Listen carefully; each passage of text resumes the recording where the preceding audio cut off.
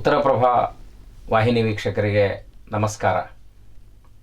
ಇನ್ನು ಕೆಲವೇ ತಿಂಗಳುಗಳಲ್ಲಿ ರಾಜ್ಯದಲ್ಲಿ ಕನ್ನಡ ಸಾಹಿತ್ಯ ಪರಿಷತ್ತಿನ ರಾಜ್ಯ ಮತ್ತು ಜಿಲ್ಲೆಯ ಚುನಾವಣೆ ನಡೆಯಲಿದೆ. ಈ ಹಂತದಲ್ಲಿ ಎಲ್ಲ ರೀತಿಯ ಪೂರ್ವ ಸಿದ್ಧತೆಗಳನ್ನು ಮಾಡಿಕೊಂಡು ಡಾಕ್ಟರ್ ಮಹೇಶ್ ಜೋಶಿಯವರು ಚುನಾವಣಾ ಕಣದಲ್ಲಿದ್ದಾರೆ. ಮಹೇಶ್ ಜೋಶಿಯವರು ಕನ್ನಡ ನಾಡಿನ ಸಂಸ್ಕೃತಿ ಚಿಂತಕರ ಬಹುದೊಡ್ಡ ಹೆಸರು. ಶಿಶ್ನಾಳ್ ಶರೀಫರ ಗುರುಗಳಾದ ಗುರು ಗೋವಿಂದ ಭಟ್ಟರ ವಂಶಸ್ಥರಾಗಿರುವ ಡಾಕ್ಟರ್ ಮಹೇಶ್ ಜೋಶಿಯವರು ಕನ್ನಡ ದೂರದರ್ಶನಕ್ಕೆ ಒಂದು ಹೊಸತನವನ್ನು ನೀಡಿದವರು. ಮಧುರ ಮಧುರವಿ ಮಂಜುಳ ಗಾನ, ಥಟ್ ಅಂತ ಹೇಳಿ, ಬೆಳಗು ಇತ್ಯಾದಿ ಜನಪರ ಕಾರ್ಯಕ್ರಮಗಳ ಮೂಲಕವಾಗಿ ದೂರದರ್ಶನವನ್ನು ಕನ್ನಡಿಗರ ಮನಸ್ಸಿಗೆ ಹತ್ತಿರಗೊಳಿಸಿದವರು. ಡಾಕ್ಟರ್ ಮಹೇಶ್ ಜೋಶಿ ಸದಾಕಾಲ ಸ್ನೇಹಜೀವಿಯಾಗಿದ್ದುಕೊಂಡು ಗುರು ಗೋವಿಂದ ಭಟ್ಟರ ಪರಂಪರೆಯಲ್ಲಿ ಜಾತ್ಯತೀತ ಮನೋಭಾವನೆಯ ಮೂಲಕ ಇಡೀ ದೇಶಕ್ಕೆ ಚಿರಪರಿಚಿತರು.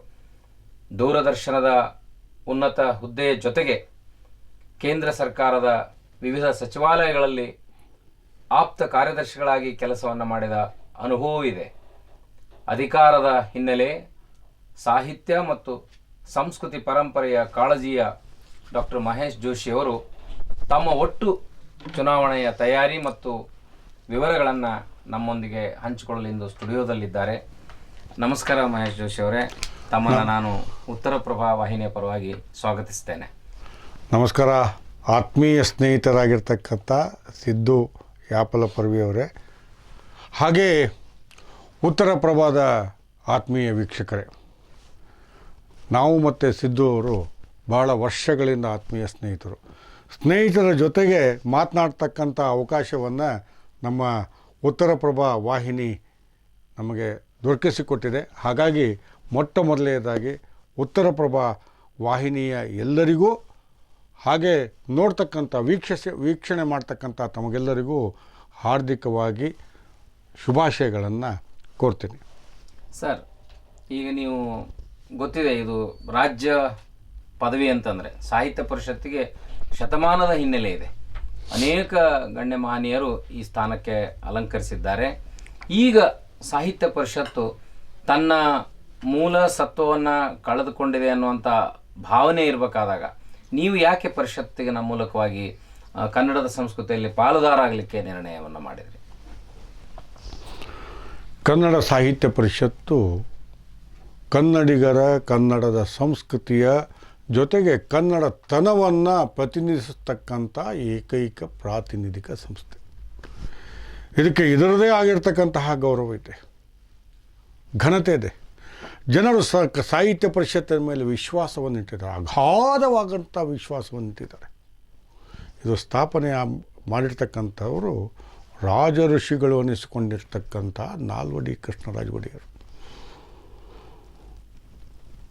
ಮೈಸೂರು ಅರಸರ ಇತಿಹಾಸವನ್ನು ನೀವು ನೋಡಿದಾಗ, ಆಡಳಿತದ ಇತಿಹಾಸವನ್ನು ನೋಡಿದಾಗ ಒಬ್ಬರು ರಾಜ ಋಷಿಗಳು ಅಂತ. ಅವರು ರಾಜರಾದರೂ ಸಹಿತ ಋಷಿಗಳ ಥರ ಆಡಳಿತವನ್ನು ಮಾಡಿದರು.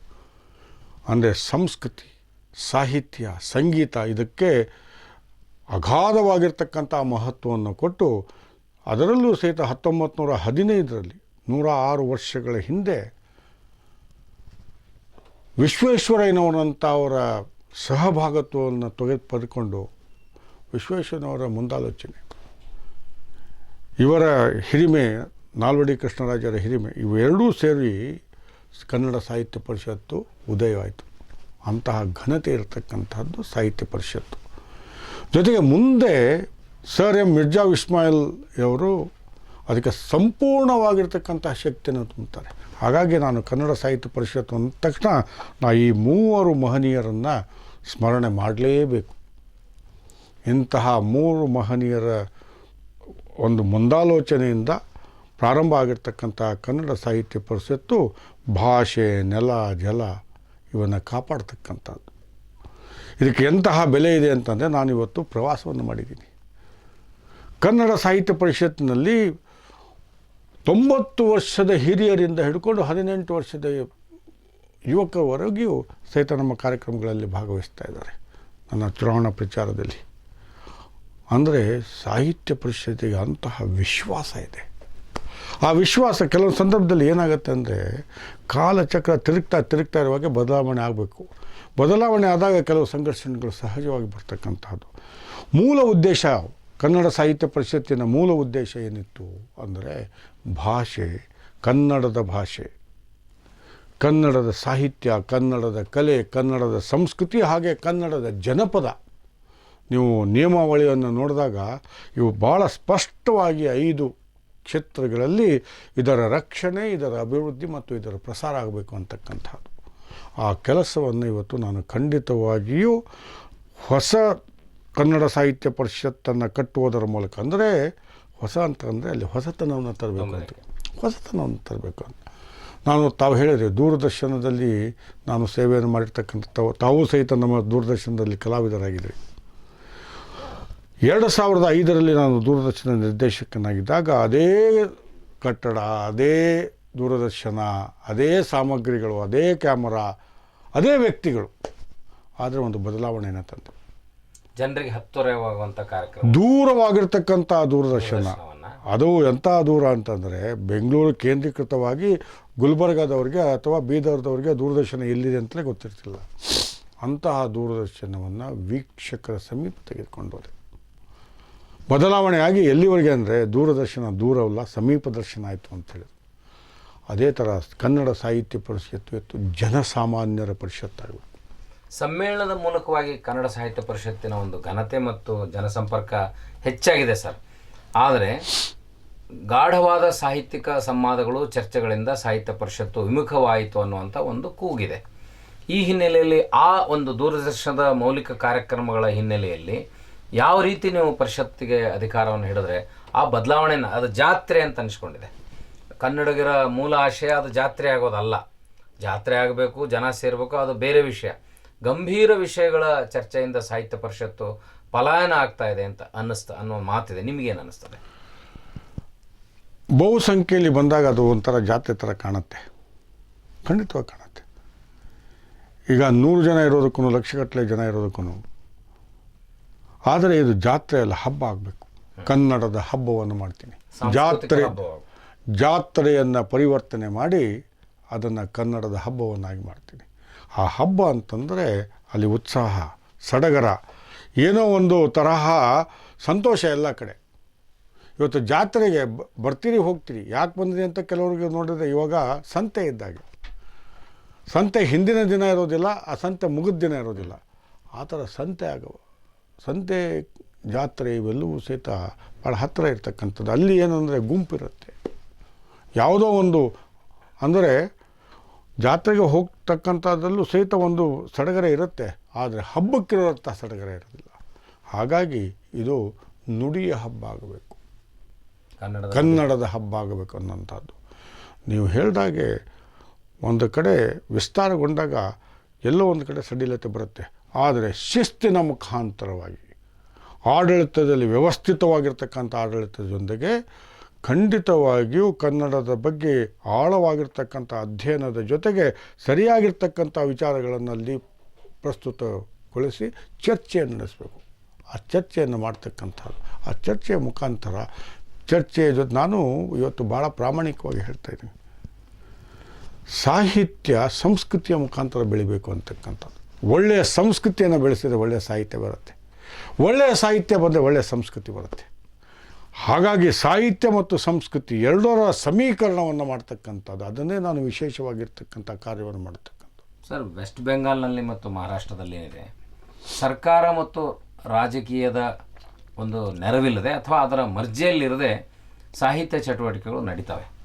ಆದರೆ ಇಡಿಯಾಗಿ ಸಾಹಿತ್ಯ ಪರಿಷತ್ತು ಸರ್ಕಾರದ ಹೆಚ್ಚಿನ ಕೋಟ್ಯಾಂತರ ಅನುದಾನ ಪಡೆಯುವ ಕಾರಣಕ್ಕಾಗಿ ರಾಜಕಾರಣಿಗಳನ್ನು ಓಲೈಸುವ ಪರಂಪರೆಗೆ ಏನಾದರೂ ಬ್ರೇಕ್ ಹಾಕಲಿಕ್ಕೆ ಸಾಧ್ಯ ಆಗ್ತದೆ? ಖಂಡಿತವಾಗಿ ಹಾಕೋದಕ್ಕೆ ಸಾಧ್ಯ, ಯಾಕಾಗೋದಿಲ್ಲ.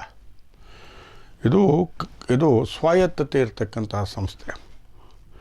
ಆದರೆ ಸರ್ಕಾರ ಮತ್ತು ರಾಜಕೀಯ ಬೇರೆ. ನಾನು ಸರ್ಕಾರದ ಜೊತೆಗೆ ಸೌಹಾರ್ದಯುತವಾಗಿರ್ತಕ್ಕಂಥ ಸಂಬಂಧ ಹೊಂದುತ್ತೇನೆ. ಆರ್ಥಿಕವಾಗಿ ಸುಭದ್ರತೆ ಮತ್ತು ನಮ್ಮ ಕಾಲ ಮೇಲೆ ನಾವು ನಿಲ್ಲಬೇಕು ಅನ್ನುವಂಥ ನಿಲುವು ನನ್ನಲ್ಲಿದೆ. ಒಂದು ಸಮ್ಮೇಳನಕ್ಕೆ ಅಥವಾ ನಮ್ಮ ಕನ್ನಡ ಸಾಹಿತ್ಯ ಪರಿಷತ್ತಿನ ಆಯವ್ಯಯ ಪಟ್ಟಿ ಎಷ್ಟಿದೆ ಅನ್ನತಕ್ಕಂಥದ್ದನ್ನು ನೋಡಿ ನಮ್ಮಲ್ಲಿ ಇವತ್ತು 7 ಕೋಟಿ ಕನ್ನಡಿಗರಿದ್ದಾರೆ. ಪಾದಯಾತ್ರೆಯ ಮುಖಾಂತರ ನಾವು ಹೋದರೆ ಖಂಡಿತವಾಗಿಯೂ ಜನರ ಬೆಂಬಲ ಸಿಗುತ್ತೆ, ಆರ್ಥಿಕವಾಗಿರ್ತಕ್ಕಂಥ ಬೆಂಬಲನೂ ಸಿಗುತ್ತೆ. ಅದರಲ್ಲಿ ನನಗೆ ಸರ್ಕಾರ ಅನುದಾನ ಕೊಟ್ಟರೆ ಅವ್ರ ಮರ್ಜಿಯಲ್ಲಿ ಇರಬೇಕಂತ ಇಲ್ಲಲ್ಲ ಸರ್. ಅನುದಾನ ಅವ್ರೇನು ಮನೆಯಿಂದ ಕೊಡ್ತಾರೆ? ಇಲ್ಲ, ನಾನು ಅದಕ್ಕೆ ನಾನು ಮುಂದೆ ಬರ್ತೀನಿ. ನಾನು ಇನ್ನೂ ಪೂರ್ತಿ ಮುಗಿಸಿರಲಿಲ್ಲ. ಈಗ ಸರ್ಕಾರ ಅನುದಾನ ಕೊಡ್ತಕ್ಕಂಥದ್ದು ಸಹಿತ ಅದು ತೆರಿಗೆಯನ್ನು ಕೊಡ್ತಕ್ಕಂತಹ ಹಣದಿಂದ, ಅಂದರೆ ಪ್ರತಿಯೊಬ್ಬ ಕನ್ನಡಿಗನಿಂದ. ಹಾಗಾಗಿ ಕನ್ನಡಿಗನಿಗೂ ಸಹಿತ ನನ್ನ ಒಂದು ಕೊಡುಗೆ ಸಹಿತ ಇದೆ ಅಂತಕ್ಕಂಥ ಭಾವನೆ ಬರುತ್ತೆ ಅಲ್ಲಿ. ಹಾಗಾಗಿ ನೀವು ಹೇಳಿದಾಗೆ ಸರ್ಕಾರ ಕೊಟ್ಟಾಗಿದೆ ಅಂತಂದರೆ ಸರ್ಕಾರದ ಕೈಗೊಂಬೆ ಆಗಬಾರ್ದು ಅಂತಕ್ಕಂಥ ನಾನು ಖಂಡಿತವಾಗಿ ಮುಖ್ಯಮಂತ್ರಿಗಳವರೆಗೂ ಬರೋವರೆಗೂ ಉದ್ಘಾಟನೆ ಕಾಯೋದು ಅದು ಸರಿಯಲ್ಲ. ಮುಖ್ಯಮಂತ್ರಿಗಳು ಕಾಯಿಸೋದು ಸರಿಯಲ್ಲ. ಅದು 6 ಕೋಟಿ ಕನ್ನಡಿಗರಿಗೆ ಮಾಡುವಂಥ ಒಂದು ಅವಮಾನ ಅಂತಲೇ ಭಾವಿಸುವಂಥ ವಾತಾವರಣವನ್ನು ಈ ಅಧ್ಯಕ್ಷರಾದವರು ಸೃಷ್ಟಿ ಮಾಡಬೇಕು. ರಾಜ್ಯಾಧ್ಯಕ್ಷರಾದವರು ಯಾರೇ ಇರಲಿ ಅವ್ರಿಗೊಂದು ಜವಾಬ್ದಾರಿ ಇದೆ. ಆದರೆ ಸರ್ಕಾರದ ಜೊತೆ ಕೈಗೊಂಬೆ ಥರ ವರ್ತಿಸೋವಂಥ ಒಂದು ಪರಂಪರೆ ಇದೆ ಅಲ್ಲ, ಒಂದು ಅರ್ಥದಲ್ಲಿ ಕನ್ನಡಿಗರಿಗೆ ಮತ್ತು ಸಾಹಿತ್ಯ ಆಸಕ್ತರಿಗೆ ಮುಜುಗರವನ್ನು ಉಂಟು ಮಾಡುವಂಥ ಒಂದು ಘಟನೆ ಅಂತ ನಾನು ಅಂದ್ಕೊಳ್ತೇನೆ ಸರ್. ನಿಮ್ಮ ಜೊತೆಗೆ ನನ್ನ ಸಹಮತ ಇದೆ. ನನ್ನ ಅವಧಿಯಲ್ಲಿ ಕಾಲಕ್ಕೆ ಅಂದರೆ ಸಮಯಕ್ಕೆ ಗೌರವವನ್ನು ಕೊಡ್ತಕ್ಕಂಥದ್ದು. ನಾವು ಒಂದೇ ಒಂದು ಉದಾಹರಣೆ ತಮಗೆ ಹೇಳ್ತೀನಿ. ದೂರದರ್ಶನದಲ್ಲಿ ನಾನು ಸುಮಾರು 84 ಕಾರ್ಯಕ್ರಮಗಳನ್ನು ರಾಜಭವನದಲ್ಲಿ ಮಾಡಿದೆ. ಗೌರವಾನ್ವಿತ ರಾಜ್ಯಪಾಲರು 84 ಕಾರ್ಯಕ್ರಮಕ್ಕೂ ಬಂದರು. ಒಂದು ಕಾರ್ಯಕ್ರಮ 7 ಗಂಟೆಗೆ ಪ್ರಾರಂಭ ಆಗಿರ್ತಕ್ಕಂಥದ್ದು ಸ್ವಲ್ಪ ತಡ ಆಗುತ್ತೆ ಅನ್ನುವಂತಹ ಲಕ್ಷಣಗಳು ಕಂಡು ಬಂದಾಗ ನಾನು ಸರಿಯಾಗಿ ಎಲ್ಲರ ಗೌರವವನ್ನು, ಎಲ್ಲರ ಸಮಯ ಪ್ರಜ್ಞೆಗೆ ಗೌರವವನ್ನು ಕೊಡ್ತಕ್ಕಂಥ, ಅವರ ಸಮಯಕ್ಕೆ ಗೌರವವನ್ನು ಕೊಡ್ತಕ್ಕಂಥದ್ದು ರಾಜ್ಯಪಾಲರು ಬರದೇ ಇದ್ದಕ್ಕೆ ಸಹಿತ ಪ್ರಾರಂಭ ಮಾಡಿದೆ ನಾನು. ಆಮೇಲೆ ರಾಜ್ಯಪಾಲರಿಗೆ ಹೇಳಿದೆ, ಅಲ್ಲಿ ಮುಖ್ಯ ನ್ಯಾಯಮೂರ್ತಿಗಳಿದ್ದರು, ಆರ್ಮಿ ಚೀಫ್ ಇದ್ದರು, ಎಲ್ಲರೂ ಇದ್ದರು. ರಾಜ್ಯಪಾಲರಿಗೆ ಯಾವುದೋ ತುರಂತವಾಗಿರ್ತಕ್ಕಂಥ ಒಂದು ಕೆಲಸ ಬಂತು ಅಂತ ಹೇಳಿದಾಗ ನಾನು ಅವ್ರಿಗೆ ಕ್ಷಮೆ ಕೇಳಿದೆ. ಇಲ್ಲ, ಈ ಥರ ಇದೆ, ನಾವು 7 ಗಂಟೆಗೆ ಪ್ರಾರಂಭ ಮಾಡಬೇಕು ಅಂದರೆ ನಾನು ದೂರದರ್ಶನವನ್ನು ಪ್ರತಿನಿಧಿಸ್ತಕ್ಕಂಥವ್ನು. ನನ್ನ ವಾರ್ತೆಯ ಸಮಯ 7 ಗಂಟೆ ಅಂದರೆ ಆ 7 ಗಂಟೆಗೆ ಪ್ರಾರಂಭ ಆಗಲೇಬೇಕು. ಅದೇ ಥರ ನನ್ನ ಕಾರ್ಯಕ್ರಮಗಳು ಸಹಿತ ಪ್ರಾರಂಭ ಆಗಬೇಕು ಅಂತ ಹೇಳಿದಾಗ ರಾಜ್ಯಪಾಲರು ಒಪ್ಕೊಂಡ್ರು. ನೋಡಿ, ಒಂದು ಸರ್ತಿ ಜನಗಳಿಗೆ ಅಥವಾ ರಾಜಕಾರಣಿಗಳಿಗೆ ಗೊತ್ತಾಯಿತು ಇಲ್ಲಿ ವ್ಯವಸ್ಥೆ ವ್ಯವಸ್ಥೆ ಕೆಲಸವನ್ನು ಮಾಡುತ್ತೆ, ನಾವು ತಡವಾಗಿ ಹೋದರೆ ನಮ್ಮನ್ನು ಅವರು ಅಲಕ್ಷ್ಯಗೊಳಿಸ್ತಾರೆ ಅನ್ನುವಂಥದ್ದು ಗೊತ್ತಾದರೆ ಖಂಡಿತವಾಗಿಯೂ ಇವತ್ತು ಇದು ನೀವು ಕನ್ನಡದ ಕಾರ್ಯಕ್ರಮದ ಬಗ್ಗೆ ಹೇಳ್ತೀರಾ, ರಿಪಬ್ಲಿಕ್ ಡೇ ಅಥವಾ ನಮಗೆ ಗಣತಂತ್ರ ಮತ್ತು ಸ್ವಾತಂತ್ರ್ಯ ದಿನಾಚರಣೆ, ಅವಾಗ ಯಾಕೆ ತಡವಾಗಿ ಬರೋದಿಲ್ಲ? ಯಾಕೆ ಬರೋದಿಲ್ಲ? ಇದನ್ನು ರಾಷ್ಟ್ರೀಯ ಹಬ್ಬ ಅನ್ನುವಂಥ ಭಾವನೆ ಅವ್ರಿಗಿಲ್ಲ ಅಂತ ಇದೇ ತರಹ ಭಾವನೆಯನ್ನು ಬರೆಸ್ತಕ್ಕಂಥ ಕೆಲಸವನ್ನು ಮಾಡ್ತೀನಿ. ಯಾರೇ ಆಗಿರಲಿ, ನಾನೇ ತಡವಾಗಿ ಹೋದ ಸಹಿತ ನನ್ನನ್ನು ಬಿಟ್ಟು ಪ್ರಾರಂಭ ಮಾಡಿ ಅಂತ ಹೇಳ್ತೀನಿ.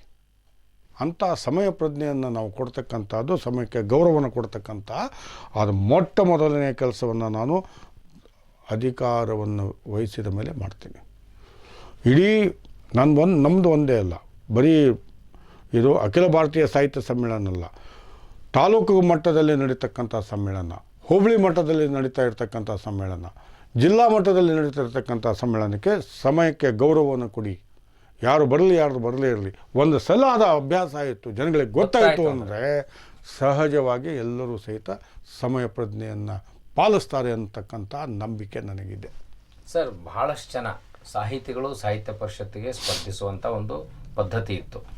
ಮನು ಬಳೆಗಾರ್ ಅವರು ಹೀಗೆ ತಮ್ಮ ಥರ ರಾಜ್ಯ ಮಟ್ಟದಲ್ಲಿ ಬಹಳ ಉನ್ನತ ಅಧಿಕಾರದಲ್ಲಿದ್ದಂಥವರು, ಕನ್ನಡ ಮತ್ತು ಸಂಸ್ಕೃತಿ ಇಲಾಖೆ ಕಾರ್ಯದರ್ಶಿಯಾಗಿದ್ದವರು, ಅಧಿಕಾರಿಗಳು ಪರಿಷತ್ತನ್ನು ಪ್ರವೇಶ ಮಾಡೋದು, ಈಗ ತಾವು ಕೂಡ ದೂರದರ್ಶನದಲ್ಲಿದ್ದು ಕೇಂದ್ರ ಸರ್ಕಾರದಲ್ಲಿ ಸೇವೆಯನ್ನು ಮಾಡಿದಂಥವ್ರು, ಎಲ್ಲರೂ ಅಧಿಕಾರ ಬಲ ಇದ್ದಂಥವರು ಸಾಹಿತ್ಯ ಪರಿಷತ್ತಿಗೆ ಬಂದರೆ ಇಲ್ಲಿ ಸಾಹಿತಿಗಳು ಮತ್ತು ಸಾಹಿತ್ಯಾಸಕ್ತರ ಗತಿ ಏನು ಅನ್ನುವಂಥ ಒಂದು ಪ್ರಶ್ನೆ ಈಗ ಉದ್ಭವ ಆಗಿದೆ.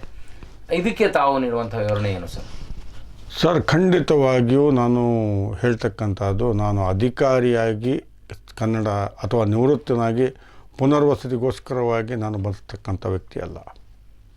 ನಿಮಗೂ ಗೊತ್ತಿದೆ, ದೂರದರ್ಶನದಲ್ಲಿ ನನ್ನನ್ನು ಅಧಿಕಾರಿ ಅಂತ ಯಾರೂ ಗುರುತಿಸ್ತಿಲ್ಲ. ನಾನೊಬ್ಬ ಕಲಾವಿದ ಅಂತ ಗುರುತಿಸಿದ್ರು, ಒಬ್ಬ ಸಾಂಸ್ಕೃತಿಕ ರಾಯಭಾರಿ ಅಂತ ಗುರುತಿಸಿದ್ರು. ಆ ಸಾಂಸ್ಕೃತಿಕ ರಾಯಭಾರಿಯಾಗಿ ನಾನು ಕನ್ನಡ ಸಾಹಿತ್ಯ ಪರಿಷತ್ತಿಗೆ ಬರ್ತಾಯಿದ್ದೆ. ನೀವು ದಯವಿಟ್ಟು ನನ್ನ ಪ್ರಣಾಳಿಕೆ ನೋಡಿ. ಪ್ರಣಾಳಿಕೆಯಲ್ಲಿ ನಾನು ಏನು ಹೇಳಿದ್ದೀನಿ ಅಂದರೆ,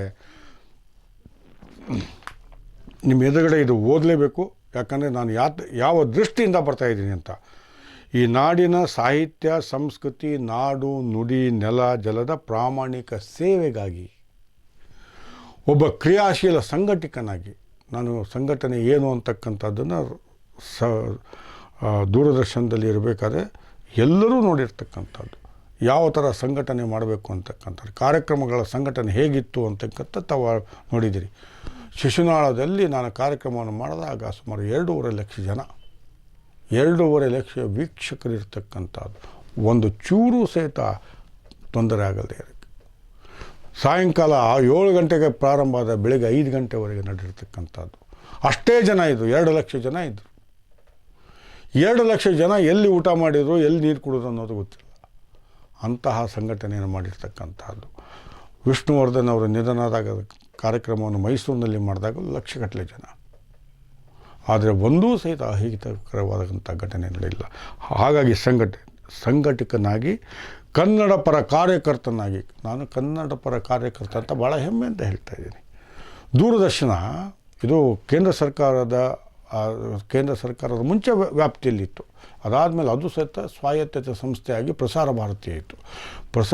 ದೂರದರ್ಶನದಲ್ಲಿ ದೂರದರ್ಶನ ಕೇಂದ್ರ ಸರ್ಕಾರದ ಸ್ವಾಮ್ಯದಲ್ಲಿ ಇರಬೇಕಾದರೂ ಅದೇ ಥರ ಪ್ರಸಾರ ಭಾರತಿ ಆದಾಗ 2 ಹಂತವನ್ನು ನಾನು ನೋಡಿದ್ದೀನಿ. ಆದರೆ ಕನ್ನಡದ ದೂರದರ್ಶನವನ್ನು ಮಾಡಿದೆ. ಕನ್ನಡದ ಬೋರ್ಡ್ಗಳೇ ಇರಲಿಲ್ಲ, ಅಲ್ಲಿ ನಾಮಫಲಕಗಳೇ. ಅದಕ್ಕೆ ಹೆಸರು ಕೊಟ್ಟೆ, ಚಂದನ ಅಂತಕ್ಕಂಥದ್ದು. ನಮ್ಮದೇ ಆಗಿರ್ತಕ್ಕಂಥ ವಿಶೇಷವಾಗಿರ್ತಕ್ಕಂಥ ಗುರುತಿರಬೇಕು. ಚಂದನ ಅಂದರೆ ಗಂಧ, ಶ್ರೀಗಂಧ. ಗಂಧ ಹೇಗೆ ಅಂತಂದರೆ ತಿಕ್ಕಿ ತೇಡಿ ಬಂದಾಗ ಅದು ನಿಧಾನವಾಗಿ ಸುಗಂಧವನ್ನು ಬೀರುತ್ತೆ ಅಂತಕ್ಕಂಥ. ಅದು ಹೆಚ್ಚು ಸಮಯ ಇರುತ್ತೆ ಅಂತ. ಬೇರೆ ಥರ ಬಂದ್ಬಿಟ್ಟು ಹೀಗೆ ಹೋಗೋದಿಲ್ಲ. ಅಲ್ಲೇ ಇರ್ತಕ್ಕಂಥದ್ದು ಅಂತ. ನಮ್ಮ ಸಂಸ್ಕೃತಿ ಸಹಿತ ನಿಧಾನವಾಗಿ ಫಲಿಸ್ತಕ್ಕಂಥದ್ದು, ಎಲ್ಲ ಕಡೆ ಪಸರಿಸ್ತಕ್ಕಂಥದ್ದು. ಹಾಗಾಗಿ ಚಂದನ ಅಂತಕ್ಕಂಥ. ಕೊನೆಗೆ ಇದು ಎಲ್ಲಿವರೆಗೆ ಅಂತಂದರೆ ಕನ್ನಡದ ದೂರದರ್ಶನ ಅಂತಾಯಿತು, ಸಂಪೂರ್ಣ ಕನ್ನಡ ವಾಹಿನಿ ಅಂತಾಯಿತು. ಚಂದನ ನಮ್ಮ ಚಂದನ ಅಂಥೇಳಿ ಇದು ಸಂಪೂರ್ಣ ಕನ್ನಡದ ವಾಹಿನಿ ಅಂತ ಮಾಡಿದೆ. ಹಾಗಾಗಿ ಸಂಪೂರ್ಣ ಕನ್ನಡದ ವಾಹಿನಿಯನ್ನಾಗಿ ಮಾಡಿರ್ತಕ್ಕಂಥ ಕನ್ನಡದ ಕಾರ್ಯಕರ್ತ. ಇದಕ್ಕಿಂತ ಹೆಚ್ಚಿನದಾಗಿ ಕನ್ನಡದ ಪರಿಚಾರಕ ಅಂತಕ್ಕಂಥದ್ದು. ಈಗಾಗಲೇ ಪರಿಚಾರಕನಾಗಿ ನಾನು ಕೆಲಸವನ್ನು ಮಾಡಿದ್ದೀನಿ. ದೂರದರ್ಶನವನ್ನು ಸಮೀಪ ದರ್ಶನವನ್ನು ಮಾಡಿದ್ದೀನಿ, ಕನ್ನಡದ ದರ್ಶನವನ್ನು ಮಾಡಿದ್ದೀನಿ, ಭಾಷೆಯ ದರ್ಶನವನ್ನು ಮಾಡಿದ್ದೀನಿ, ಸಂಸ್ಕೃತಿಯ ದರ್ಶನವನ್ನು ಮಾಡಿದ್ದೀನಿ. ನಮ್ಮಲ್ಲಿ ಎಂತಹ ಸಂಸ್ಕೃತಿಯನ್ನು ನೋಡಿ, ದಿವ್ಯ ದರ್ಶನ, ಮಾರ್ಗದರ್ಶನ, ಕೃಷಿ ದರ್ಶನ ನೋಡಿ, ಇವೆಲ್ಲ ದರ್ಶನಗಳನ್ನು ಮಾಡಿದೆ ನಾನು. ಗ್ರಾಮೀಣ ಜನರವರೆಗೂ ದೂರದರ್ಶನವನ್ನು ಕೊಂಡೊಯ್ದೆ. ಪ್ರತಿಯೊಂದು ಹಳ್ಳಿಗೆ ದೂರದರ್ಶನವನ್ನು ತೆಗೆದುಕೊಂಡೆ. ಬೆಂಗಳೂರು ಕೇಂದ್ರೀಕೃತವಾಗಿರ್ತಕ್ಕಂಥ ದೂರದರ್ಶನ ನೋಡಿ, ನಾನು ಮಾಡಿರ್ತಕ್ಕಂಥ ಮಧುರ ಮಂಜುಳಗಾನ ಬೊಮ್ಮನಹಳ್ಳಿ ಅನ್ನುವಂತಹ ಧಾರವಾಡ ಇದು ಹಾವೇರಿ ಜಿಲ್ಲೆ ಹಾನಗಲ್ ತಾಲೂಕಿನಲ್ಲಿ ಅತಿ ಒಳಗಡೆ ಇರ್ತಕ್ಕಂಥದ್ದು. ಅಂತಹ ಸ್ಥಳದಲ್ಲಿ ಮಾಡಿದಾಗ 30,000 ಜನ ಬಂದಿದ್ದರು. ಅಲ್ಲಿ ಬಸ್ಸುಗಳ ಮುಖಾಂತರ ಬರಬೇಕು, ಯಾಕಂದ್ರೆ ಟ್ರೈನ್ ಇಲ್ಲ. ಆದರೆ ಇದನ್ನು ನಾನು ಹೇಳ್ತಕ್ಕಂಥದ್ದು ಪರಿಚಾರಕನಾಗಿ. ಹಾಗಾಗಿ ನಾನು ಪುನರ್ವಸತಿಗಾಗಿ ಬಂದಿರತಕ್ಕಂಥ ವ್ಯಕ್ತಿ ಅಲ್ವಾ, ಅಥವಾ ನಾನು ಯಾವುದೋ ಒಂದು ಅಧಿಕಾರ ಬರಬೇಕು ಅಂತಕ್ಕಂಥದ್ದಲ್ಲ. ಮಾನ್ಯ ಸಿದ್ದು ಅವರೇ, ನಾನು ಅಧಿಕಾರಕ್ಕೆ ಹೋಗಬೇಕು ಅಂತಂದರೆ 2013ರಿಂದ 2017ರವರೆಗೆ ಭಾರತದಲ್ಲಿ ಅತಿ ಉನ್ನತ ಸ್ಥಾನವನ್ನು ಹೊಂದಿರತಕ್ಕಂಥ ಉನ್ನತ ಸ್ಥಾನ ಅಂದರೆ ರಾಷ್ಟ್ರಪತಿಗಳು, ಮತ್ತು ಶಕ್ತಿಯುತವಾಗಿರ್ತಕ್ಕಂತಹ ಸ್ಥಾನ ಅಂದರೆ ಪ್ರಧಾನಮಂತ್ರಿಗಳು. ಇವರಿಬ್ಬರ ಜೊತೆಗೆ ಅವರ ಎಲ್ಲ ಕಾರ್ಯಕ್ರಮಗಳ ನೇರ ಪ್ರಸಾರದ ಉಸ್ತುವಾರಿಯನ್ನು ವಹಿಸಿದೆ ನಾನು. ಪ್ರಧಾನಮಂತ್ರಿಗಳ ಜೊತೆಗೆ ದಿನಕ್ಕೆ 6-7 ಸಲ ಭೇಟಿಯಾಗಿರ್ತಕ್ಕಂಥದ್ದು, ರಾಷ್ಟ್ರಪತಿಗಳ ಜೊತೆಗೆ ಅನೇಕ ಬಾರಿ ಭೇಟಿಯಾಗಿರ್ತಕ್ಕಂಥದ್ದು. ಅಂತಹ ಹುದ್ದೆಯಲ್ಲಿದ್ದು ನಾನು ಅಧಿಕಾರವನ್ನು ಮಾಡಬೇಕು ಅಂತಂದರೆ ಇದಕ್ಕೋಸ್ಕರ ಬರಬೇಕಾಗಿಲ್ಲ, ಎಲ್ಲೋ ಬೇರೆ ಭಾಳ ಶಕ್ತಿಯುತವಾಗಿತ್ತು. ಆದರೆ ನಾನು ಇಚ್ಛೆಯಿಂದ ಭಾಳ ಪ್ರಾಮಾಣಿಕವಾಗಿ ಹೇಳಬೇಕು ಅಂದರೆ ನಾನು ಕನ್ನಡದ ಋಣವನ್ನು ತೀರಿಸಬೇಕು ಅಂತಕ್ಕಂಥದ್ದು. ನಾನು ಹುಟ್ಟಿರ್ತಕ್ಕಂಥದ್ದು ಕನ್ನಡ, ನಮ್ಮ ಭಾಷೆ ಇರ್ತಕ್ಕಂಥದ್ದು. ಹಾಗಾಗಿ ಆ ಭಾಷೆಯ ಬಗ್ಗೆ ಗೌರವವನ್ನು ಹೊಂದಿ ಬಂದಿರತಕ್ಕಂಥದ್ದು. ಕೆಲ ಕ್ಷಣಗಳ ವಿರಾಮದ ನಂತರ ಚರ್ಚೆಯನ್ನು ಮುಂದುವರಿಸೋಣ. ರೇವತಿ ಕ್ರಿಯೇಷನ್ಸ್ ಶಿಕ್ಷಣ ಸಂಸ್ಥೆಗಳು, ಹೋಟೆಲ್, ಹಾಸ್ಪಿಟಲ್, ಪ್ರಾಡಕ್ಟ್, ಎಸ್ಎಸ್ಜಿಗಳ ಪ್ರಮೋಷನ್ ಮಾಡಲಾಗುವುದು. ಜೊತೆಗೆ ಡಾಕ್ಯುಮೆಂಟರಿ, ಸ್ಪೆಷಲ್ ಸ್ಟೋರಿ ಜಾಹೀರಾತಿಗಾಗಿ ಸಂಪರ್ಕಿಸಿ Revathi creations, DGM Ayurveda college ಹತ್ತಿರ, ನಂದೀಶ್ವರ ನಗರ, ಕಳಸಾಪುರ ರಸ್ತೆ, Gadag 582101. Mobile number 9019224429. Doctor Mahesh Joshi ಅವರೊಂದಿಗೆ ಚರ್ಚೆಯನ್ನು ಮುಂದುವರಿಸೋಣ. ಸರ್, ತಾವೆಲ್ಲ ಬಹಳ ಉನ್ನತವಾದ ಅಧಿಕಾರವನ್ನು ಅನುಭವಿಸಿದ ತಕ್ಷಣ ವೈಯಕ್ತಿಕವಾಗಿ ಸಹಜ ಅಧಿಕಾರದ ಕಾರಣದಿಂದಾಗಿ ಒಂದು ಅಹಮಿಕೆ ಮತ್ತು ಒಂದು ಸ್ಟೇಟಸನ್ನು ಮೇಂಟೈನ್ ಮಾಡಿರ್ತೀರಿ. ಆದರೆ ಸಾಹಿತ್ಯ ಪರಿಷತ್ತಿನ ಸ್ಥಾನ ಹೇಗೆ ಅಂದರೆ ಅದು ಅಧಿಕಾರತ್ವವಾಗಿ ಬರೋದಲ್ಲ, ಜನರಿಂದ ಚುನಾಯಿತರಾಗುವಂಥ ಒಂದು ಹುದ್ದೆ ಆಗಿರೋದ್ರಿಂದ ಆ ಅಹಮಿಕೆಯನ್ನು ಬಿಟ್ಟು ಸರಳವಾಗಿರಲಿ ಅಂತ ಜನ ಬಯಸ್ತಾರೆ. ನಿಮಗೆ ಆ ಸರಳತೆ ಇದೆ ಅಂತ ವೈಯಕ್ತಿಕವಾಗಿ ಅನಿಸ್ತದೆಯಾ? ನೀವು ನಮಗೆ ಸ್ನೇಹಿತರು, ನಿಮ್ಮ ವರ್ತನೆ ನಮಗೆ ಭಾಳ ಡೌನ್ ಟು ಅರ್ತ್ ಅಂತ ಕಾಣಿಸ್ತೀರಿ. ಅದ್ರ ಒಳಗೆ ನಮ್ಮ ಮನಸ್ಸಾಕ್ಷಿ ಹೇಳ್ಬೇಕಲ್ಲ, I am very simple, I am down to earth and I can cooperate with this ಅಂತ ಏನು ಅನ್ನಿಸ್ತದೆ? ಯಾಕೆ ಹೇಳ್ತೀವಿ ಅಂದರೆ ಕೆಲವು ಅಧ್ಯಕ್ಷರುಗಳ ಕೈ ಅನುಭವದಿಂದ ಈ ಮಾತನ್ನು ಹೇಳುವಂಥ ಅನಿವಾರ್ಯತೆ ಇದೆ. ಮೊಟ್ಟ ಮೊದಲನೇದಾಗಿ ಕೆಲವು ಅಧ್ಯಕ್ಷರ ವರ್ತನೆ ಅಥವಾ ಕಹಿ ಅನುಭವ ನನಗೂ ಅನ್ವಯಿಸುತ್ತೆ ಅನ್ನುವಂಥದ್ದು ಭಾಳ ತಪ್ಪು ಅಲ್ಲ, ಅದಕ್ಕೆ ಕೇಳೋದು ಸರ್. ಹೌದು. ಹಾಗಾಗಿ ಭಾಳ ಪ್ರಾಮಾಣಿಕವಾಗಿ ಹೇಳ್ತೀನಿ, ವಿನಯದಿಂದ ಹೇಳ್ತೀನಿ, ನಾನು ಸಾಮಾನ್ಯರಲ್ಲಿ ಸಾಮಾನ್ಯರು ಅಂತಕ್ಕಂಥ. ಇವತ್ತಿನವರೆಗೆ ನಾನು ಯಾವುದೇ ಆಡಂಬರವನ್ನು ನೀವು ನನ್ನ ದೂರದರ್ಶನದಲ್ಲಿರ್ತಕ್ಕಂಥ ಕಾರ್ಯಕ್ರಮಗಳನ್ನು ನೀವು ನೋಡಿದಾಗಲೇ ಗೊತ್ತಾಗತ್ತೆ. ಕಾರ್ಯಕ್ರಮ ಮಾಡಬೇಕಾದ್ರೆ ನಾನು ಎಲ್ಲೋ ಒಂದು ಮೊದಲನೇ ಸಾಲಿನಲ್ಲಿ ಕೂತ್ಕೊಂಡು ನಾನು ವೀಕ್ಷಣೆ ಮಾಡ್ಬೋದಾಗಿತ್ತು. ಆದರೆ ನಾನು ಎಲ್ಲರ ಜೊತೆಗೆ ಬೆರೆತು, ನೀವೇ ನೋಡಿದ್ದೀರಿ, ನೀವೇ ನಮ್ಮ ಕಾರ್ಯಕ್ರಮದಲ್ಲಿ ಭಾಗವಹಿಸಿದ್ದೀರಿ. ಕಾರ್ಯಕ್ರಮ ಮುಗಿಯೋವರೆಗೂ ಸಹಿತ ನಾನು ಎಲ್ಲ ಕಡೆ ಓಡಾಡ್ತಾ ಇದ್ದೆ. ಕಲಾವಿದರ ಜೊತೆಗೆ ಮಾತನಾಡಿ, ಚರ್ಚೆ ಮಾಡಿ, ನಾವು ಎಲ್ಲಿ ತಪ್ಪಿದ್ದೀವಿ, ಹೇಗೆ ತಿದ್ಕೋಬೇಕು ಅನ್ನುವಂಥದ್ದು. ಯಾಕಂದರೆ ನಾವು ಭ್ರಮೆಯಲ್ಲಿ ಇರಬಾರ್ದು. ಈ ಭ್ರಮ ಪ್ರಪಂಚ ಇದೆಯಲ್ಲ, ಅದರಿಂದ ಹೊರಟೇ ಬರಬೇಕು. ಹಾಗಾಗಿ ನಿಜವಾಗಿಯೂ ಒಂದು ಸುಧಾರಣೆ ಮಾಡಬೇಕು ಅಂತಂದರೆ ಅದರಲ್ಲಿ ಯಾರ್ಯಾರಿದ್ದಾರೆ ಅವ್ರ ಜೊತೆಗೆ ಮಾತನಾಡಿ ಅವರ ಸಂಪರ್ಕವನ್ನು ಬೆಳೆಸಬೇಕು, ಅವರ ಅನಿಸಿಕೆ ತಿಳ್ಕೋಬೇಕು. ಅದನ್ನೆಲ್ಲ ಕೆಲಸವನ್ನು ಮಾಡಿದೆ. ಇವತ್ತು ನನ್ನನ್ನು ಯಾರೂ ಸಹಿತ ಇವನಲ್ಲಿ ಅಹಂಕಾರ ಇದೆ ಅಂತ ಒಬ್ಬರು ನನಗೆ ಹೇಳಿಲ್ಲ ಸರ್. ನಾವು ಕೂಡ ಆ ಮಾತನ್ನು ಹೇಳೋದಿಲ್ಲ, ಆದರೆ ಅಧಿಕಾರ ಏನಿರುತ್ತಲ್ಲ ಅದು ಹಾಗೆ ಅದೇ that style of operation is not necessary here ಅಂತ ಹೇಳೋದು. ಅಲ್ಲ, ನಾನು ನಿಮಗೆ ಅದನ್ನೇ ಹೇಳ್ತಾ ಇರ್ತಕ್ಕಂಥದ್ದು. ನೀವೆಲ್ಲೋ ದೂರದರ್ಶನದಲ್ಲಿ ನೋಡಿದ್ದೀನಿ ಅಂತ ಹೇಳ್ತಾ ಇದ್ದೀರಿ. ನಾನು ರಾಷ್ಟ್ರಪತಿಗಳ ಜೊತೆಗೆ ಮತ್ತು ಪ್ರಧಾನಮಂತ್ರಿಗಳ ಜೊತೆಗೆ ಕೆಲಸವನ್ನು ಮಾಡಿದಾಗಲೂ ಸಹಿತ ಇದೇ ಥರ ಇದ್ದೆ. ನಾನು ಹೋಗಬೇಕಾದ್ರೆ ಮೊದಲು ಕಾಣ್ತಕ್ಕಂಥದ್ದು ರಾಷ್ಟ್ರಪತಿಗಳು, ಅಥವಾ ಯಾಕಂದರೆ ಅದು ಸುರಕ್ಷಿತವಾಗಿರ್ತಕ್ಕಂಥದ್ದು. ಒಬ್ಬ ಜವಾನ ನಿಂತಿರ್ತಾನೆ, ಆರ್ಮಿ ಜವಾನ್ ಇರ್ತಾನೆ ಅಥವಾ ಪೊಲೀಸರು ಇರ್ತಾನೆ, ಅವನಿಗೆ ಹೋಗಿ ಮಾತಾಡ್ತೀನಿ, ನಾನು ಮುಂದೆ ಹೋಗೋದು. ನಾನು ಹೋಗಬೇಕಾದ್ರೆ ಅವ್ರ ಹೆಸರನ್ನು ಗುರುತಿಸ್ತೀನಿ, ಅವ್ರ ಹೆಸರನ್ನು ಹೇಳಿ ನಾನು ಮಾತಾಡಿಸ್ತೀನಿ. ಅಂದರೆ ಎಲ್ಲರಲ್ಲಿ ಒಬ್ಬನಾಗಬೇಕು, ಇದೊಂದು ಅವಕಾಶ ಇದೆ. ಸಾಹಿತ್ಯ ಪರಿಷತ್ತು ವಿನಯವನ್ನು ಬಯಸ್ತದೆ ಸರ್. ವಿನಯ ಜೊತೆಗೆ ವಿನಮ್ರತೆ. ನಂದು ವಿನಮ್ರತೆಯೂ ಇರುತ್ತೆ, ವಿನಯ ಇರುತ್ತೆ. ಎಲ್ಲರೂ ಒಂದಾಗಿ ನಾನು ಎಲ್ಲರನ್ನ ನನ್ನ ಜೊತೆಗೆ ಸೇರಿಸಿಕೊಂಡು ನಾನು ಸಹಪಯಣಿಗರು ಅಂತ ಹೇಳ್ತೀನಿ. ಆ ಸಹಪಯಣದಲ್ಲಿ ನಾವೆಲ್ಲರೂ ಒಟ್ಟಿಗೆ ಹೋಗ್ತಕ್ಕಂಥದ್ದು. ಸರಿ, ತಾವು ರಾಜ್ಯದ ಅನೇಕ ಜಿಲ್ಲೆಗಳನ್ನು ಸಂದರ್ಶನ ಮಾಡಿದಿರಿ, ಭೇಟಿಯಾಗಿದ್ದೀರಿ. ಸಾಹಿತಿಗಳ ಪ್ರತಿಕ್ರಿಯೆ ಹೇಗಿದೆ ತಮ್ಮ ಸ್ಪರ್ಧೆಯ ಬಗ್ಗೆ? ಸರ್, ಸಾಹಿತಿಗಳು, ಸಂಘಟಕರು, ಕನ್ನಡ ಪರ ಹೋರಾಟಗಾರರು, ಇಲ್ಲಿರ್ತಕ್ಕಂಥ ಮತದಾರರು, ಯಾಕಂದರೆ ಇದನ್ನು ಸಾಹಿತ್ಯ ಪರಿಷತ್ತಿನಲ್ಲಿ ಚುನಾವಣೆ ನಡೆದಾಗ ಆಯ್ಕೆ ಮಾಡ್ತಕ್ಕಂಥವ್ರು ಮತದಾರರು, ಬರೀ ಸಾಹಿತಿಗಳಲ್ಲ. ಅದೇ ಸಾಹಿತ್ಯದಲ್ಲಿ ಆಸಕ್ತಿ ಇರ್ತಕ್ಕಂಥವ್ರು. ಹಾಗಾಗಿ ಸಾಹಿತಿಗಳು, ಸಾಹಿತ್ಯದಲ್ಲಿ ಆಸಕ್ತಿ ಇರ್ತಕ್ಕಂಥವ್ರು, ಕಲಾವಿದರು, ಭಾಳ ಜನ ಕಲಾವಿದರು ಇದ್ದಾರೆ. ನೀವು ಕಲಾವಿದರನ್ನು ನೀವು ಅಲ್ಲಿಗಳಲ್ಲ, ಸಂಸ್ಕೃತಿಯ ಪರಂಪರೆ ಎಲ್ಲವರು. ಹೌದು, ಅದನ್ನೇ ನಾನು ಹೇಳ್ತಕ್ಕಂಥದ್ದು. ಹಾಗಾಗಿ ತಾವು ಬರೀ ಸಾಹಿತಿಗಳು ಅಂತ ಹೇಳಿದ್ರಿ, ಅದಕ್ಕೋಸ್ಕರ ನಾನು ಅವರು ಎಲ್ಲರನ್ನೂ ಸೇರಿಸ್ತಕ್ಕಂಥದ್ದು. ಜೊತೆಗೆ ಸಂಘಟಕರಿದ್ದಾರೆ, ಹೋರಾಟಗಾರರಿದ್ದಾರೆ, ಕನ್ನಡ ಪರ ಹೋರಾಟಗಾರರು. ಕನ್ನಡಕ್ಕೆ ಏನಾದರೂ ಅನ್ಯಾಯ ಆದರೆ ಬೀದಿಗಿಳಿದು ಜೈಲಿಗೆ ಹೋಗಿರ್ತಕ್ಕಂಥವ್ರು ಇದ್ದಾರೆ. ಅವರು ಸಹಿತ ಕನ್ನಡ ಸಾಹಿತ್ಯ ಪರಿಷತ್ತಿಗೆ ಅಗಾಧವಾಗಿರ್ತಕ್ಕಂಥ ಗೌರವವನ್ನು ಹೊಂದಿದ್ದಾರೆ. ಹಾಗಾಗಿ ಎಲ್ಲರ ಒಲವು ನನ್ನ ಮೇಲೆ ಇದೆ. ಯಾಕಂದರೆ ಎಲ್ಲರೂ ನಾನು ನೋಡಿದ್ದಾರೆ. 2005ರಿಂದ 2017ರವರೆಗೆ ಸತತವಾಗಿ ನನ್ನ ಕಾರ್ಯಕ್ರಮಗಳನ್ನು ವೀಕ್ಷಣೆ ಮಾಡಿದ್ದಾರೆ. ಹಾಗಾಗಿ ನಾನು ಯಾವುದೇ ರೀತಿಯಿಂದ ನಾನು ಹೋಗಿ ನಾನು ಪರಿಚಯ ಮಾಡ್ಕೋಬೇಕಾದ್ರೆ ಸರ್ ಅವಶ್ಯಕತೆನೇ ಇಲ್ಲ ಸರ್ ದಯವಿಟ್ಟು ನಿಮ್ಮ ಪರಿಚಯ ನಮಗೆ ಖಂಡಿತ ಇದೆ ಅಂತ.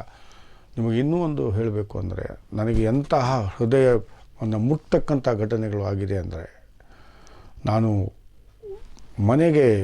ಅನೇಕರ ಮನೆಗೆ ಹೋಗಿದ್ದೀನಿ. ಸಾಮಾನ್ಯರಿಗೆ ಹೇಳಲ್ದೆ ಹೋಗಿದ್ದೀನಿ. ಯಾಕಂದರೆ ಹೇಳಿ ಹೋದಾಗ ಬೇರೆ, ಹೇಳಲ್ದೆ ಹೋದಾಗ ಅವ್ರು ನಾನು ನೋಡಿದಾಗ ಅವರ ಪ್ರತಿಕ್ರಿಯೆ ಹೇಗಿರುತ್ತೆ ಅಂತಕ್ಕಂಥದ್ದು. ಅನೇಕರು ಹತ್ತು ಬಿಟ್ಟಿದ್ದಾರೆ.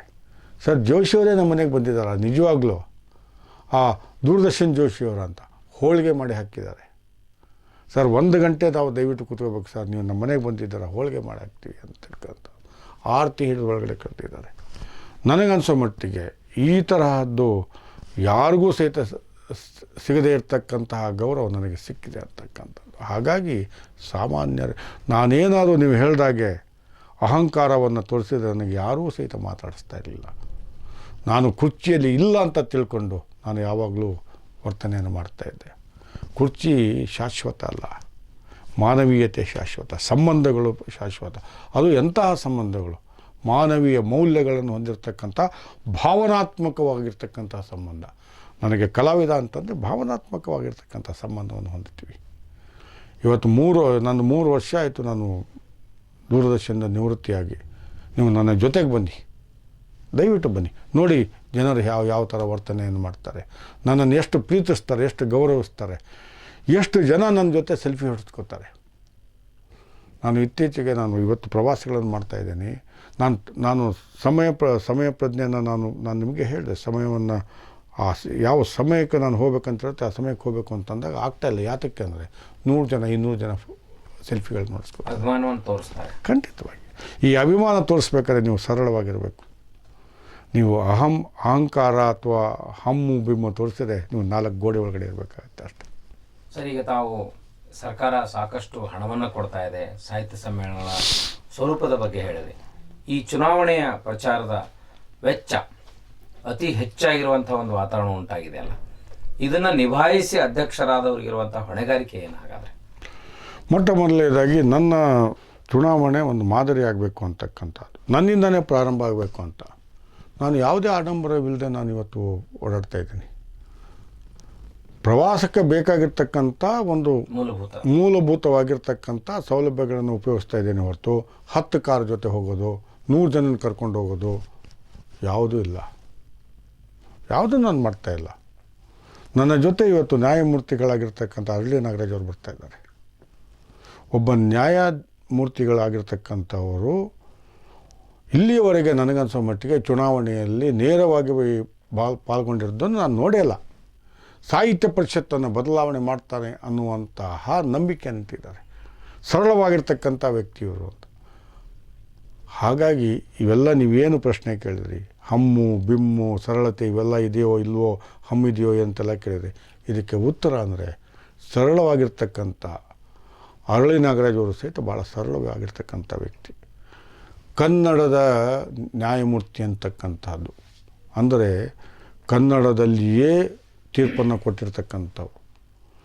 ಹೈಕೋರ್ಟ್ ಅಥವಾ ಉಚ್ಚ ನ್ಯಾಯಾಲಯದಲ್ಲಿ ನ್ಯಾಯಮೂರ್ತಿಗಳಾದಾಗಲೂ ಸಹಿತ 2 ಥರದ್ದು, ಅಂದರೆ ಒಂದು ಇಂಗ್ಲೀಷ್ನಲ್ಲಿರ್ತಕ್ಕಂಥದ್ದು, ಅದೇ ಇಂಗ್ಲೀಷ್ನಲ್ಲಿರ್ತಕ್ಕಂಥದ್ದನ್ನು ಕನ್ನಡದಲ್ಲಿ ತೀರ್ಪನ್ನು ಸಹಿತ ಕೊಟ್ಟು 2 ಕೊಡ್ತಾಯಿದ್ರು. ಅಂಥ ನ್ಯಾಯಾಧೀಶರು ನಮ್ಮ ಜೊತೆಗೆ ಬಂದಿದ್ದಾರೆ ಅಂತಂದರೆ ಇದು ಖಂಡಿತವಾಗಿಯೂ ನಾನು ತೋರಿಸಿರ್ತಕ್ಕಂಥ ವಿನಯ, ಜೊತೆಗೆ ನನ್ನ ವರ್ತನೆಯಲ್ಲಿರ್ತಕ್ಕಂಥ ವಿನಯ, ಜೊತೆಗೆ ಭಾವನಾತ್ಮಕವಾಗಿರ್ತಕ್ಕಂಥ ಸಂಬಂಧ. ಈ ಚುನಾವಣೆಯಲ್ಲಿ ಖರ್ಚಾಗತ್ತೆ ಅನ್ನೋದನ್ನು ತಾವು ಹೇಳಿದ್ರಿ. ಈಗ 3 ಲಕ್ಷ ಸುಮಾರು ಮತದಾರರಿದ್ದಾರೆ. ಆದರೆ ತಂತ್ರಜ್ಞಾನ ಸಹಿತ ಭಾಳ ಮುಂದುವರೆದಿದೆ. ನಾನು ಸುಮಾರಾಗಿ 1 ವರ್ಷದಿಂದ ಭಾಳ ತೀವ್ರವಾಗಿರ್ತಕ್ಕಂಥ ಸಿದ್ಧತೆಯನ್ನು ಮಾಡ್ತಾಯಿದ್ದೀನಿ. ಆ ತೀವ್ರವಾಗಿರ್ತಕ್ಕಂಥ ಸಿದ್ಧತೆಯಲ್ಲಿ ಸೋಷಿಯಲ್ ಮೀಡಿಯಾ, ಸಾಮಾಜಿಕ ಜಾಲತಾಣವನ್ನು ನಾನು ಉಪಯೋಗ ಮಾಡಿದಷ್ಟು ಇನ್ಯಾರಿಲ್ಲ. ಈಗಾಗಲೇ ನನಗನ್ಸೋ ಮಟ್ಟಿಗೆ 3 ಲಕ್ಷ ಜನರಲ್ಲಿ ನಾನು 1.5-2 ಲಕ್ಷ ನಾಗಲೇ ತಲುಪಿಬಿಟ್ಟಿದ್ದೀನಿ, ವೈಯಕ್ತಿಕವಾಗಿ ತಲುಪಿದ್ದೀನಿ. ಎಲ್ಲಿ ಖರ್ಚಾಗಿದೆ ಹೇಳಿ ನನಗೆ? ಎಲ್ಲಿ ಖರ್ಚಾಗಿದೆ? ಎಲ್ಲರ ಹತ್ರ ಆಲ್ಮೋಸ್ಟ್ ಸ್ಮಾರ್ಟ್ಫೋನ್ ಇರೋದ್ರಿಂದ ನೀವು ನೇರವಾಗಿ ತಲುಪಬಹುದು. ಹೌದು. ಇನ್ನೊಂದು ನನಗೆ ಭಾಳ ನಿಮಗೆ, ಮುಂದೆ ನಾನು ಕನ್ನಡ ಸಾಹಿತ್ಯ ಪರಿಷತ್ತಿನ ಅಧ್ಯಕ್ಷನಾದ ಮೇಲೆ ಮೊಟ್ಟ ಮೊದಲನೇದಾಗಿ ಮಾಡ್ತಕ್ಕಂಥದ್ದು ಅಂದರೆ ಒಂದು ಹೊಸ ಆ್ಯಪ್ ಮಾಡ್ತೀನಿ, ಸಾಹಿತ್ಯ ಪರಿಷತ್ತದ್ದೇ ಆ್ಯಪ್. ಅದರಲ್ಲಿ ಎಲ್ಲ ಚಟುವಟಿಕೆಗಳು ನೀವು ಸದಸ್ಯರು ಆಗ್ತಕ್ಕಂಥದ್ದು ಸಹಿತ ಆ್ಯಪ್ ಮುಖಾಂತರನೇ ಆಗ್ತಕ್ಕಂಥದ್ದು.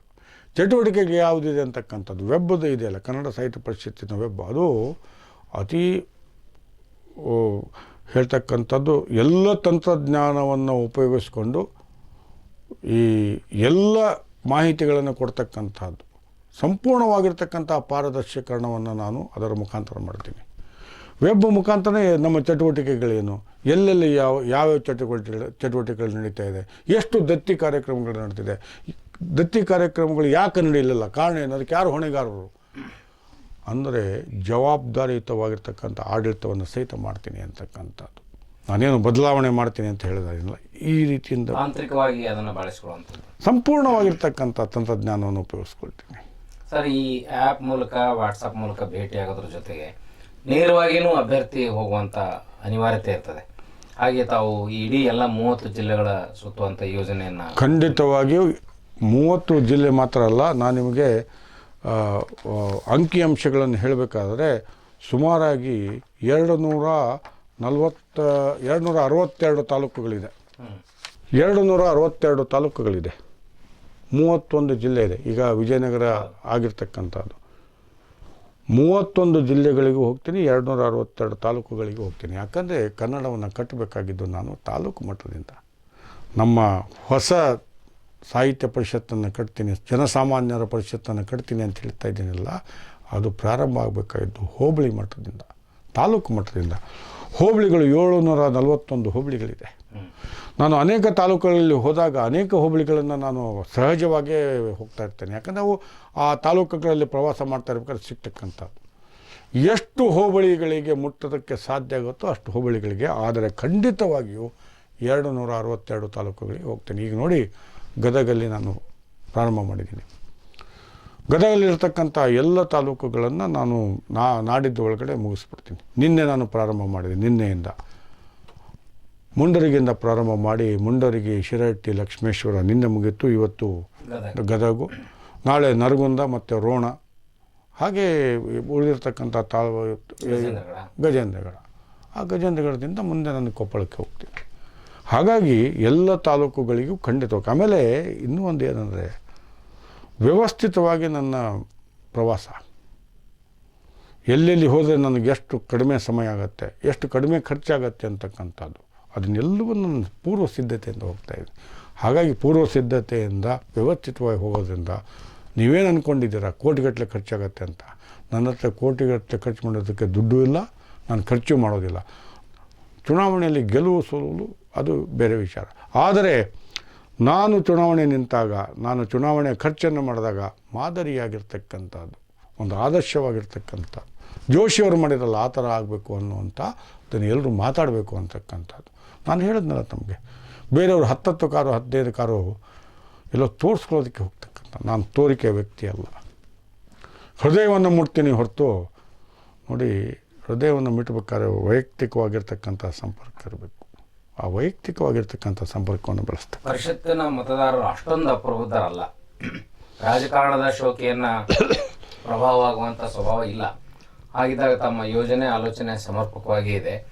ಯಾವ ರೀತಿಯ ಪೈಪೋಟಿಯನ್ನು, ಇನ್ನೂ ಚುನಾವಣೆ ಡಿಕ್ಲೇರ್ ಆಗಿಲ್ಲ, ಸ್ಪರ್ಧಿಗಳದ್ದು ಸ್ಪಷ್ಟ ಚಿತ್ರಣ ಕೂಡ ಇಲ್ಲ, ಆದರೂ ಯಾವ ರೀತಿಯ ಪೈಪೋಟಿಯನ್ನು ತಾವು ಎದುರಿಸಬಹುದು ಅಂತ ಅನ್ನಿಸ್ತದೆ? ಪೈಪೋಟಿ ಅಂತಕ್ಕಂಥ ನಾನು ಇನ್ನೂ ಒಂದು ಹೆಜ್ಜೆ ಮುಂದೆ ಹೋದರೆ, ನಾವು ಯಾರೂ ಸಹಿತ ಪ್ರತಿಸ್ಪರ್ಧಿಗಳಲ್ಲ. ಇದು ರಾಜಕೀಯ ಚುನಾವಣೆ ಅಲ್ಲ, ನೀವೇ ಹೇಳಿದ್ರಿ. ನಾನು ಸಹಿತ ಅದನ್ನು ಶತ ಒಪ್ಪಿ ಹೇಳ್ತಕ್ಕಂಥದ್ದು. ಇದು ಸಾಹಿತ್ಯ ಪರಿಷತ್ತಿನ ಚುನಾವಣೆ ಅಂತಂದರೆ ಒಂದು ಸಾಂಸ್ಕೃತಿಕವಾಗಿರ್ತಕ್ಕಂತಹ ಚುನಾವಣೆ ಆಗಬೇಕಿದು. ಇಲ್ಲಿ ದುಡ್ಡಾಗಲಿ, ಜಾತಿ ಆಗಲಿ, ಅಥವಾ ತೋರಿಕೆ ಆಗಲಿ, ಆಡಂಬರ ಆಗಲಿ, ಯಾವುದೂ ಪಾತ್ರವನ್ನು ವಹಿಸಬಾರ್ದು ಅನ್ನುವಂತಹ ಆದರ್ಶಗಳನ್ನು ಇಟ್ಕೊಂಡಿರ್ತಕ್ಕಂಥ ವ್ಯಕ್ತಿ ನಾನು. ನನ್ನ ಜೊತೆಗೆ ಸ್ಪರ್ಧೆಯನ್ನು ಮಾಡ್ತಕ್ಕಂಥವ್ರಿಗೆ ನಾನು ಯಾವತ್ತೂ ಸಹಿತ ಪ್ರತಿಸ್ಪರ್ಧಿ ಅಂತ ಹೇಳಲ್ಲ, ಸಹಸ್ಪರ್ಧಿಗಳು ಅಂತ ಹೇಳ್ತೀನಿ. ನಾವು ಯಾರೂ ಸಹಿತ ಕುರುಕ್ಷೇತ್ರ ಯುದ್ಧಕ್ಕೆ ಹೋಗ್ತಾ ಇಲ್ಲ. ಪ್ರತಿಸ್ಪರ್ಧಿ ಅನ್ನುವಂಥ ಶಬ್ದವೇ ನನ್ನಲ್ಲಿಲ್ಲ. ಇದು ಒಂದು ನಾವು ಓಟೋದಕ್ಕೆ ಹೋದಾಗ ಎಲ್ಲರೂ ಒಂದೇ ಸಾಲಿನಲ್ಲಿರ್ತೀವಿ. ಆದರೆ ಯಾರು ಸಿದ್ಧತೆಗಳನ್ನು ಮಾಡ್ಕೊಳ್ತಾರೆ, ಯಾರು ತರಬೇತಿಯನ್ನು ಹೊಂದಿರ್ತಾರೆ, ಯಾರು ಪೂರ್ವ ಸಿದ್ಧತೆಗಳನ್ನು ಮಾಡಿರ್ತಾರೆ ಅವ್ರು ಗೆಲ್ತಾರೆ. ಅದೇ ಥರ ಅವ್ರು ಮುಂದೆ ಹೋಗ್ತಾರೆ. ಅದೇ ಥರ ಇವತ್ತು. ಹಾಗಾಗಿ ಅವರವರ ದೃಷ್ಟಿಯಲ್ಲಿ ಅವ್ರವ್ರು ಮಾಡಿಕೊಂಡ್ರೆ ಅವ್ರಿಗೆ ಬಿಟ್ಟಿರ್ತಕ್ಕಂಥದ್ದು. ಆದರೆ ನೀವು ಹೇಳಿದ ಹಾಗೆ ಇದು ನಾನು ಕಣ್ಣು ಮುಚ್ಕೊಂಡು ಕೂತ್ಕೊಳ್ಳೋದು ಹಾಗಂತ ಅಲ್ಲ, ವಾಸ್ತವಿಕವಾಗಿ ಏನು ನಡೆಯುತ್ತೆ ಅಂತಕ್ಕಂಥದ್ದು ನಾನು ತಿಳ್ಕೊಳ್ಳೇಬೇಕು. ಹಾಗಾಗಿ ಸ್ಪರ್ಧೆ ಖಂಡಿತವಾಗಿರುತ್ತೆ. ಆ ಸ್ಪರ್ಧೆಯಲ್ಲಿ ಸ್ಪರ್ಧಾತ್ಮಕವಾಗಿರ್ತಕ್ಕಂಥ ಮನೋಭಾವನೆ ಇರ್ತಕ್ಕಂಥ, ಆ ಸ್ಪರ್ಧಾತ್ಮಕವಾಗಿರ್ತಕ್ಕಂಥ ಮನೋಭಾವನೆ ಬರಬೇಕು ಅಂತಕ್ಕಂಥ. ಇವಾಗ ಸ್ಪರ್ಧೆನೇ ಇರಲಿಲ್ಲ ಅಂತಂದರೆ ಒಂದು ರೀತಿಯಲ್ಲಿ ಕನ್ನಡ ಸಾಹಿತ್ಯ ಪರಿಷತ್ತಿಗೆ ಸ್ಪರ್ಧೆ ಇರಬಾರ್ದು ಅಂತಕ್ಕಂಥ ವ್ಯಕ್ತಿ ನಾನು. ಇದೊಂದು ಹೊಸ ಪರಂಪರೆಯನ್ನು ನಾವು ಹುಟ್ಟಾಕಬೇಕು ಅಂತಕ್ಕಂಥದ್ದು. ಎಲ್ಲ ಹಿರಿಯರು, ಈಗ ಜಸ್ಟಿಸ್ ಅರಳಿ ನಾಗರಾಜ್ ಅವರು ಅಂತ ಇದ್ದಾರೆ, ಅಂಥವರ ನೇತೃತ್ವದಲ್ಲಿ ಯಾವ್ಯಾವ ಸ್ಪರ್ಧಿಗಳಿದ್ದಾರೆ ಅವ್ರನ್ನೆಲ್ಲರನ್ನೂ ಕೂಡಿಸಿ, ನೋಡ್ರಪ್ಪ ಇದರಲ್ಲಿ ಈ ಥರ ಇದೆ, ನೀವು ಒಬ್ಬರು ನಿಂತ್ಕೊಳ್ಳಿ, ಒಬ್ಬರನ್ನ ನೀವು ಆಯ್ಕೆ ಮಾಡಿ, ಅವಿರೋಧವಾಗಿ ಆಯ್ಕೆ ಮಾಡಿ, ಅವ್ರ ತಂಡದಲ್ಲಿ ತಾವಿರಿ, ಗೌರವ ಕಾರ್ಯದರ್ಶಿ ಆಗಲಿ ಅಥವಾ ಬೇರೆ ಬೇರೆ ಅನೇಕ ಸ್ಥಾನಗಳಿದೆ, ಆ ಥರ ಮಾಡಿ ಅಂತಕ್ಕಂಥದ್ದು ಸಹಿತ ಅದರ ಒಲವು ಸಹಿತ ಇದೆ ನನಗೆ. ಆದರೆ ಇದು ಪ್ರಜಾಪ್ರಭುತ್ವದಲ್ಲಿ ಚುನಾವಣೆಯಲ್ಲಿ ನಿಲ್ತಕ್ಕಂಥ ಹಕ್ಕು ಪ್ರತಿಯೊಬ್ಬರಿಗಿದೆ. ನಾವು ಒತ್ತಾಯವನ್ನು ಮಾಡೋಕ್ಕಾಗೋದಿಲ್ಲ, ಮನವರಿಕೆಯನ್ನು ಮಾಡ್ಬೋದು. ಆ ಮನವರಿಕೆ ಎಲ್ಲಿವರೆಗೆ ಯಶಸ್ಸನ್ನು ತಂದು ಕೊಡುತ್ತೆ ಅನ್ನೋದು ನಮಗೆ ಗೊತ್ತಿಲ್ಲ. ಇನ್ನೂ ಸ್ಪಷ್ಟ ಚಿತ್ರಣ ಸಿಕ್ಕಿಲ್ಲ ಯಾವಾಗ ಚುನಾವಣೆ ಬರುತ್ತೆ. ಇಲ್ಲ, ಚುನಾವಣೆ ಈಗ ಇವತ್ತಿನ ಪತ್ರಿಕೆಯಲ್ಲೇ ಬಂದಿದೆ, ಮೇದಲ್ಲಿ ಹಾಗೆ ಆಗುತ್ತೆ ಅಂತ ಚುನಾವಣಾಧಿಕಾರಿನೇ ಹೇಳಿದ್ದಾರೆ. ಹಾಗಾಗಿ ಮೇ ತಿಂಗಳ ಒಳಗಡೆ ಆಗುತ್ತೆ. ಮುಂಚೆ ಸಮ್ಮೇಳನ ಸಮ್ಮೇಳನವೇ ಬೇರೆ ಮತ್ತು ಚುನಾವಣೆನೇ ಬೇರೆ ಅಂತಕ್ಕಂಥದ್ದನ್ನು ಸಹಿತ ಚುನಾವಣಾಧಿಕಾರಿ ಹೇಳಿಬಿಟ್ಟಿದ್ದಾರೆ. ಈಗೇನಾಗಿದೆ ಅಂದರೆ ಚುನಾವಣೆ ಪ್ರಕ್ರಿಯೆ ಪ್ರಾರಂಭ ಆಗಿದೆ, ಚುನಾವಣಾಧಿಕಾರಿಯ ನೇಮಕ ಆಗಿದೆ. ಅದಾದ ಮೇಲೆ ಚುನಾವಣಾಧಿಕಾರಿಗಳು ಮತಗಳ ಪರಿಷ್ಕರಣೆಯನ್ನು ಮಾಡೋದಕ್ಕೆ ಪ್ರಾರಂಭ ಮಾಡಿದ್ದಾರೆ. ಹಾಗಾಗಿ ಚುನಾವಣೆ ಪ್ರಕ್ರಿಯೆ ನಡೆದಿದೆ. ಅವರೇ ಇವತ್ತು ಪತ್ರಿಕಾ ಹೇಳಿಕೆ ಕೊಟ್ಬಿಟ್ಟು ಮೇ ತಿಂಗಳ ಒಳಗಡೆ ನಾನು ಖಂಡಿತವಾಗಿ ಚುನಾವಣೆಯನ್ನು ಮುಗಿಸ್ತೀನಿ ಅಂತ ಹೇಳಿದ್ದಾರೆ. ಸರ್, ತಾವು ಈಗ ಎಲ್ಲ ಹೊಸ ಆಲೋಚನೆ, ಸರಳತೆ ಮತ್ತು ಭಾವನಾತ್ಮಕ ಸಂಬಂಧ, ತಮ್ಮ ಕೌಟುಂಬಿಕ ಹಿನ್ನೆಲೆಯಲ್ಲಿ ಬಂದಿರುವಂತಹ ಒಂದು ಜಾತ್ಯತೀತ ಮನೋಧರ್ಮದ ಮೂಲಕವಾಗಿ ನಿಮಗೆ ಯಶಸ್ಸು ಸಿಗಲಿ ಅಂತ ಹಾರೈಸ್ತೇನೆ. ಮತ್ತು ತಾವು ತಮ್ಮ ಎಲ್ಲ ಅಭಿಪ್ರಾಯಗಳನ್ನು ನಮ್ಮ ವಾಹಿನಿ ಜೊತೆ ಹಂಚಿಕೊಂಡಿದ್ದೀರಿ, ಅದಕ್ಕಾಗಿ ತಮಗೆ ಯಶಸ್ಸನ್ನು ಕೋರಿ ಹಾರೈಸ್ತೇನೆ. ಧನ್ಯವಾದಗಳು ಸರ್. ನಮಸ್ಕಾರ. ನಾಡೋಜ ಡಾಕ್ಟರ್ ಮಹೇಶ್ ಜೋಶಿ ಅವರು ಉತ್ತರ ಪ್ರಭಾ ವಾಹಿನಿಯೊಂದಿಗೆ ತಮ್ಮ ಚುನಾವಣಾ ಸ್ಪರ್ಧೆಯ ಉದ್ದೇಶ ಮತ್ತು ಚುನಾವಣೆಯನ್ನು ನಡೆಸುವ ರೀತಿಯನ್ನು ಹಂಚಿಕೊಂಡಿದ್ದಾರೆ. ಮತ್ತು ಅವರ ಮಾತುಗಳ ಮೂಲಕ ಕನ್ನಡ ಸಾಹಿತ್ಯ ಪರಿಷತ್ತಿಗೆ ಹೊಸತನ ತುಂಬುವ ಭರವಸೆಯನ್ನು ನಮ್ಮೊಂದಿಗೆ ನೀಡಿದ್ದಾರೆ. ಉತ್ತರ ಪ್ರಭಾ, ಇದು ಪ್ರತಿಮನದ ಪೈರು. ನಮಸ್ಕಾರ. ಉತ್ತರ ಪ್ರಭಾದ ಎಲ್ಲ ಸುದ್ದಿಗಳ ಅಪ್ಡೇಟ್ಗಾಗಿ ದಯವಿಟ್ಟು ನಮ್ಮ ಚಾನೆಲ್ ಅನ್ನು ಲೈಕ್ ಮಾಡಿ, ಸಬ್ಸ್ಕ್ರೈಬ್ ಮಾಡಿ ಮತ್ತು ಬೆಲ್ ಐಕಾನ್ ಅನ್ನು ಒತ್ತಿ.